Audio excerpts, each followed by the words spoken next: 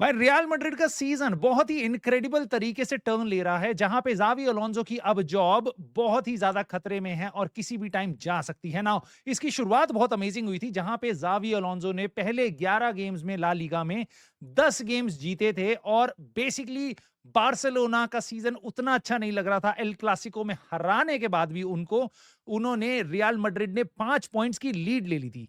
But भाई मुझे ऐसा लगता है कि उसके बाद जो टर्न चेंज हुए हैं जावी अलोंसो के लिए, that is really needs to be studied. Of course इस वीडियो में हम उस बारे में बात करेंगे, क्योंकि उसके बाद रियल मैड्रिड ने 3 धमाकेदार ड्रॉ कराए हैं। मुझे पता है हम लॉसेस की बातें बहुत करते हैं, बट उनके जो 3 ला लीगा में ड्रॉ थे, उनका बहुत बड़ा रोल है।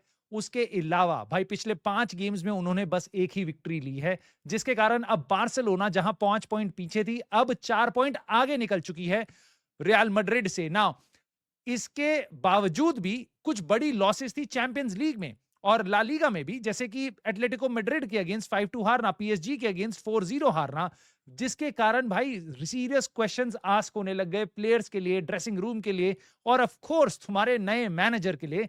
जिसके साथ साथ लिवरपूल के गेम के बाद भी, लिवरपूल जो खुद बहुत अच्छा नहीं कर रही थी, उनसे भी आप 1-0 हार जाते, तो आपकी टैक्टिक्स भी क्वेश्चन होती है। इतने सारे ड्रॉज, इतने सारी लॉसेस, जो लेवरक्यूजन में आपकी टैक्टिक्स को सराहा जा रहा था, अब ये भी क्वेश्चन आ रहे हैं कि क्या आप उसी सिस्टम में खेल सकते हो? क्या रियल मैड्रिड में गलत किया कि अपना सिस्टम इंपोज किया आपके जावी अलोंसो नए मैनेजर के ऊपर? क्या उसको उसके ही स्टाइल में खेलने देना चाहिए था? क्या उसको नई टीम को अपने हिसाब से अडेप्ट कराना चाहिए था? बट ऑफ कोर्स आप जानते हो ऐसा नहीं हुआ। वो कुछ ट्वीक्स जरूर कर रहा है अपनी टैक्टिक्स में, but it is not the same जैसे लेवरक्यूजन में था।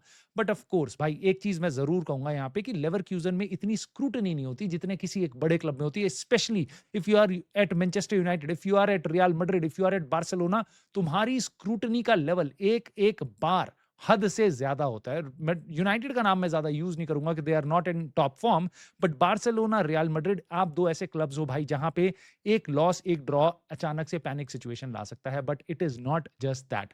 अब आपके जावी अलोंसो पे बहुत सारे क्वेश्चंस आ रहे हैं और इसमें मैं आपको एक बात जरूर बोलूंगा, it is not just the manager who should be questioned. There is some responsibility somewhere down the line that there is something to do with the players. Something to do with the players, क्योंकि यही managers यही tactics के साथ भाई पहले 10 game जीतता है 11 में से, ला लीगा में अच्छी खासी स्टार्ट करता है ला लीगा में। बट अब ऐसा सुनने में आ रहा है कि ड्रेसिंग रूम डिवाइडेड है। ऑफ कोर्स प्रेस कॉन्फ्रेंस में यही बोलेगा कि वी आर ऑल यूनाइटेड, उनको यही बोलना है, बट वी नो दैट कि ड्रेसिंग रूम में काफी सारे रिफ्ट्स हैं। You can always question everything that has happened in Real Madrid in the starting of the season, including Rodrigo का जाना, बेंच पे बैठना। जब आप एक यंग प्लेयर को, आर्डे गुलर को चांस दे रहे हो, रोड्रिगो बेंच पे जा रहा है, उसको चांस नहीं मिल रहा और अचानक से रोड्रिगो के सेल होने के बातें चलने लगती हैं। लिवरपूल, मैनचेस्टर सिटी के साथ उसकी डील होने वाली थी समर की शुरुआत में, जिसके बाद वो रियल मैड्रिड में रुक गया।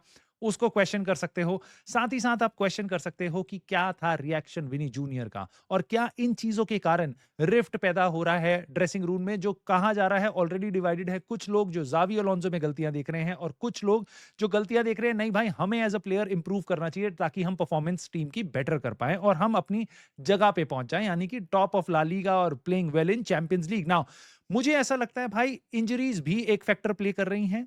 हालांकि देखो अभी डीन ह्यूसन इंजर्ड हुआ है, मिलिटाओ अभी रिसेंटली इंजर्ड हुआ है, कुछ मंथ्स के लिए वो बाहर गया है।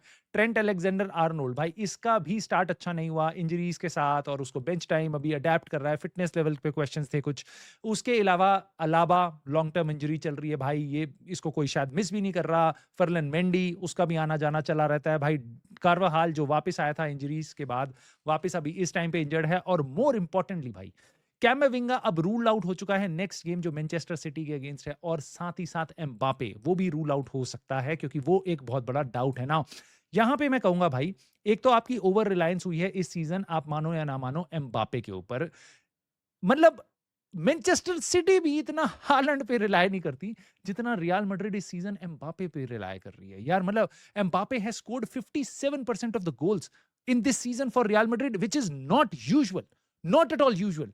There should be more players. Vini Junior का कंट्रीब्यूशन होना चाहिए, रॉड्रिगो, आर्दा गुलर, इन सारे प्लेयर्स का कंट्रीब्यूशन होना चाहिए। जोड बेलिंगम ने कुछ गोल्स मारे हैं, बट मिडफील्ड से काफी गोल्स आने चाहिए। If you are Real Madrid, right, of course you are Real Madrid, defenders के इतने सारे गोल्स होते हैं सेट पीसेस वगैरह पे, विच इज रियली ऑड, क्योंकि एम्बापे जिसका अपने आप में इंडिविजुअली बहुत अमेजिंग सीजन चल रहा है, बट यहां तो दिखाई देता है भाई ओवर रिलायंस हो रही है एम्बापे पे, जिसने जैसे ओलंपियाकस के गेम में भी आपने 3 गोल कंसीड कर लिए, लेकिन एम्बापे ने 4 गोल मार के आपको विक्ट्री तो दिला दी। वरना ये बड़ा और ज्यादा बड़ा भाई, और ज्यादा बड़ा ह्यू एंड क्राई मच जाता ना। उसके बाद मैं आपको एक बात बोलूंगा जो मेरे को बहुत ज्यादा फील होती है रियल मैड्रिड को मैं जब जब देखता हूं। मुझे ऐसा लगता है, देखो ये जो प्लेयर्स की प्रॉब्लम है ना, जो ईगोज बिल्ड हो चुकी हैं, जो टॉक्सिक कल्चर हो चुका है, कहीं ना कहीं रियल मैड्रिड को खुद भी देखना चाहिए कि क्या वो उसके लिए खुद रिस्पॉन्सिबल हैं। मेरे को ऐसा समझ आता है भाई, there is a victim mindset जो प्लेयर्स के बीच में पनप चुका है कि भाई मेरे को नहीं खिला रहे, आर्डा गुलर को खिला रहे, there is something wrong with something, I need to make some changes, मेरे को सब्स्टिट्यूट कर दिया, मेरे अगेंस्ट चीजें हो रही हैं।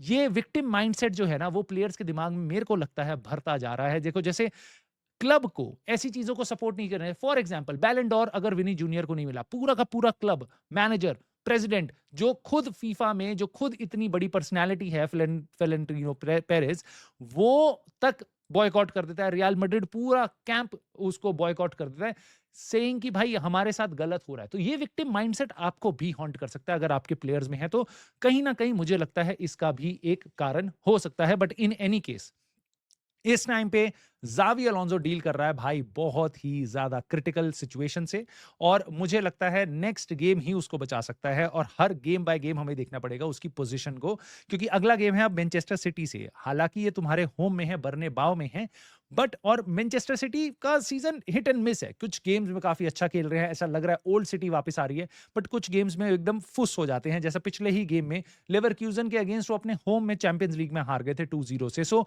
There is a chance Real Madrid must win it. La Liga में उनके कुछ फिक्चर्स आने वाले इजी हैं थोड़े, सो अगर यहां से वो they can get some results that can ease the pressure, but right now there is tremendous pressure. और मैनेजर चेंज की बातें दिन रात चल रही है भाई। जीजू का आना तीसरी बार रूल आउट हो चुका है, ऐसा रिपोर्ट्स बता रही हैं, but then there is a strong connection to Arbeloa. Again एक और लिवरपूल का प्लेयर जो रियल मैड्रिड ने अपने टाइम में अपने पास लिया था, स्पेनिश प्लेयर ज़ावी अलोंसो, आर्बेलोआ, ये दोनों।